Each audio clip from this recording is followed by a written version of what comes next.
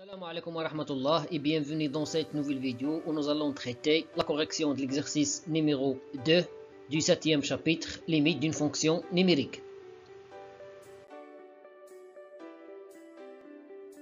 L'énoncé d'exercice. Calculer les limites suivantes. Commençons par la première limite. La limite de 3x au carré moins 2x plus 1 demi quand x tend vers 0. Tout d'abord, P est un polynôme avec A un nombre réel, alors la limite de Px quand x tend vers A égale à P de A.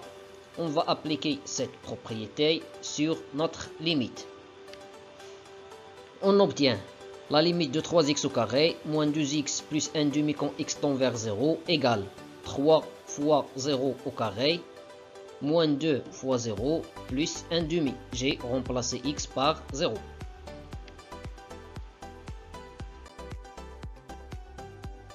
0 au carré, c'est 0.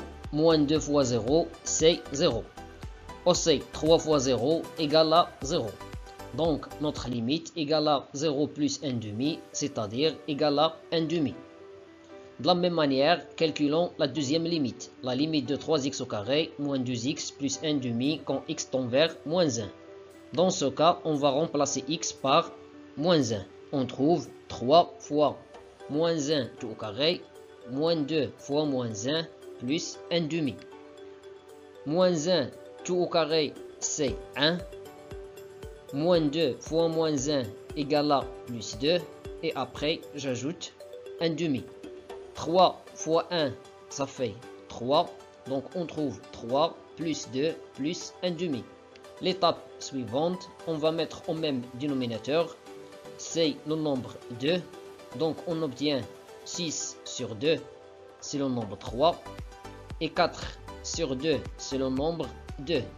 Puis, j'ajoute 1 demi. Alors, 6 plus 4 plus 1, ça fait 11. Donc, notre limite, c'est 11 divisé par 2.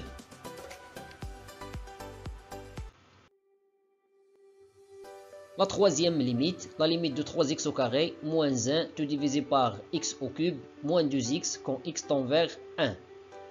Cette fonction, c'est une fonction rationnelle. Alors tout d'abord, un rappel.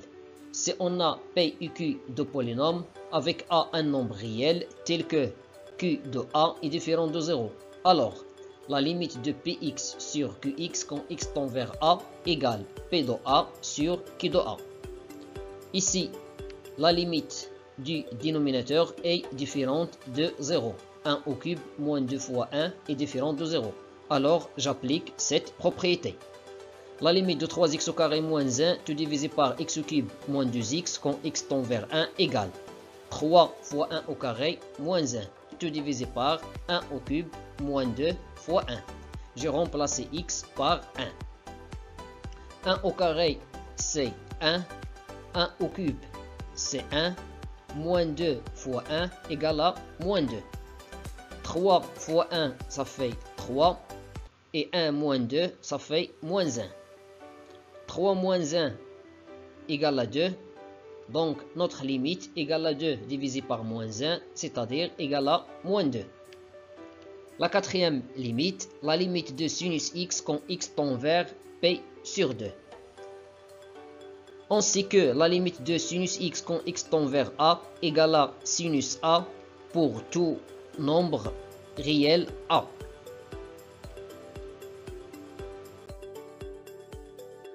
Alors, on trouve que la limite de sinus x quand x tend vers P sur 2 égale à sinus P sur 2 égale à 1. La cinquième limite, la limite de sinus x moins P sur 3 quand x tend vers P sur 2. Cette limite égale sinus P sur 2 moins P sur 3. J'ai remplacé x par P sur 2. Après, on va mettre au même dénominateur. On va multiplier le premier par 3 et le deuxième par 2. Si je multiplie le dénominateur, je dois multiplier le nominateur par la même valeur. Donc, on trouve sinus P fois 3, tout divisé par 2 fois 3, moins P fois 2, tout divisé par 3 fois 2. P fois 3, c'est 3P. 2 fois 3 égale à 6. P fois 2, ça fait 2P. 3 fois 2 égale à 6. Après, je vais utiliser une seule fraction. Alors, j'obtiens 3P moins 2P tout divisé par 6. C'est-à-dire sinus P sur 6. 3P moins 2P égale à P. Et on sait que sinus P sur 6 égale à 1,5. Alors, notre limite égale à 1,5.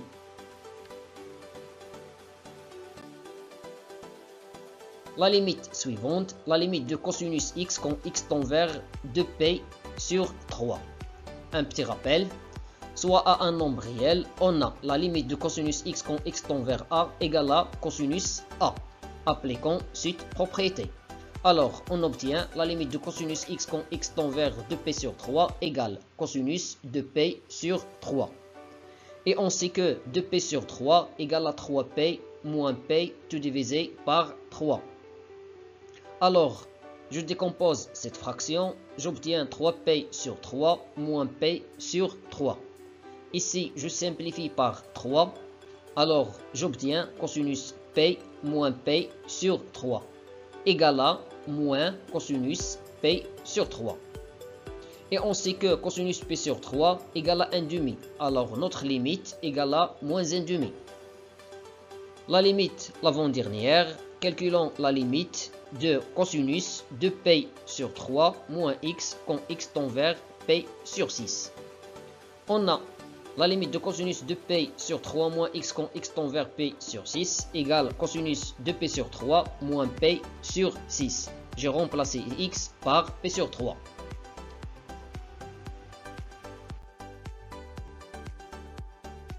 On va mettre au même dénominateur, puisque 6 est un multiple de 3, alors le même dénominateur c'est le nombre 6.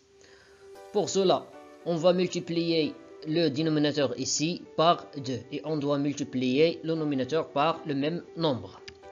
2p fois 2 c'est 4p.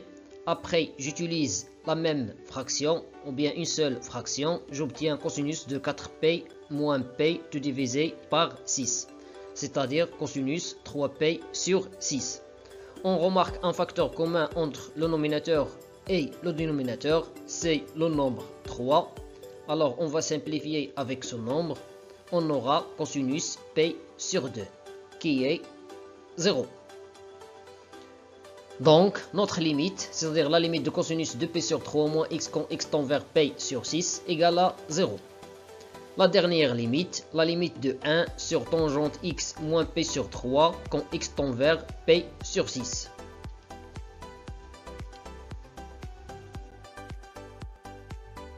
Un petit rappel, CA est un nombre réel différent de p sur 2 plus kp avec k un entier relatif. Alors, la limite de tangente x quand x tend vers a égale à tangente a.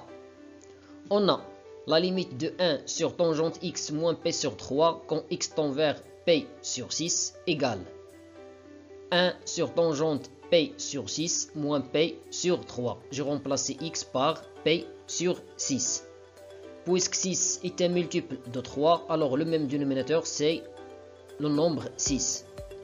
Je multiplie le deuxième dénominateur par 2. Alors je dois multiplier le deuxième nominateur par 2. P fois 2 c'est 2p et 3 fois 2 c'est 6. Ici j'utilise une seule fraction, j'obtiens p moins 2p tout divisé par 6. C'est-à-dire notre limite égale 1 sur tangente moins p sur 6. La fonction tangente est une fonction impaire, donc cette limite égale 1 sur moins tangente p sur 6. Et on sait que tangente p sur 6 égale à racine 3 sur 2. Alors l'inverse de moins racine 3 sur 2, c'est moins 2 sur racine 3. D'où la limite de 1 sur tangente x moins p sur 3 quand x tend vers p sur 6 égale à moins 2 sur racine carrée de 3. C'est tout pour cette vidéo, merci et à bientôt.